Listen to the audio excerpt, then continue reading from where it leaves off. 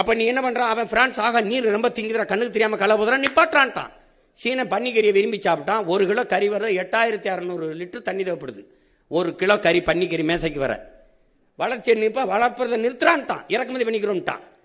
ஏன் இவன் இதே கொரியன் முதலாளி அவன் ஊர்ல கொரியால உட்காந்து இந்த ஃபோர்டு இந்த கொண்டாய் காரை தயாரிக்க வேண்டியதானே? ஏன் நான் வேணான்னு சொல்லையே, உனக்கு வேலை தானே, அது நான் தர்றேங்கிற. அப்புறம் அவன் கொரிய முதலாளிட்டு வேலை தந்தா தான் காசு உனக்கு இனிக்குமா? நான் கொடுத்த காசு கசக்குமா என்ன?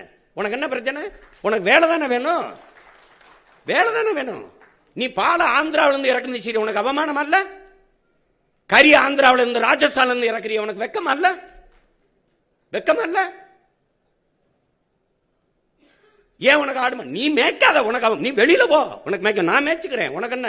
ஆனா கறி தின்ன கட்டி வச்சு உதச்சு போடுவேன். என்ன விளையாட்டு பண்ணிருக்கீங்களா? எது அவமானம்னு பாரியா? அரசு சாராய கடை திறந்து வச்சு குடிக்க வைக்குது, அங்க படிச்சவனை ஊத்தி கொடுறாங்குது. என்ன நீ மெச்சிட்டு இருக்கிற? நீ அது போய் அது அரசு வேலையா இருக்கலாம், நான் சொல்றது அரசு வேலை. உலகத்துக்கு சோறு போடுறவன் அரசு வேலையா இருக்கலாம்.